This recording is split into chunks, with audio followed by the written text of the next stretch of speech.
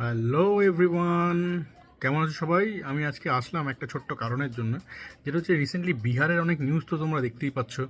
প্রশান্ত কিশোর হেরে গেছে, একটা সিটও পায়নি, জিরো ভোট, মানে জিরো সিট পেয়েছে, হয়তো ভোট পেয়েছে, সিট পায়নি।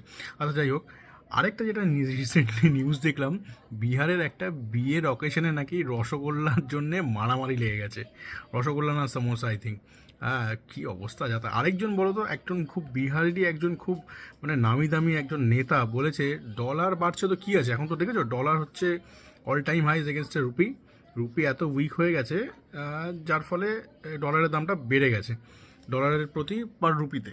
এইবার সেই যে ব্যক্তি, যে পলিটিশিয়ান, তিনি বলেছে আমাদের কিছু যায় আসে না, ডলার বেড়ে যাক তো বেড়ে যাবে, তো উসমে হাম লোগোं का क्या है, আইয়ে না আমরা বিহার মে, মানে এটা বলেনি, বলছে যে আমাদের কোনো যায় আসে না, কেননা আমরা ডলারে পারচেস করি না, আমরা তেল, গম, আটা, নুন, এভরিথিং, মোবাইলের রিচার্জ ফিচার্জ সব আমরা রুপিতে পারচেস করি, রুপি দিই। তাই জন্য আমাদের ডলার বাড়ুক কমুক আমাদের কোনো যায় আসে না। বলো দেখি এটা কোন নেতা বলেছে? যদি বলো তাহলে আমার তরফ থেকে একটা গিফট আছে কিন্তু। চলো।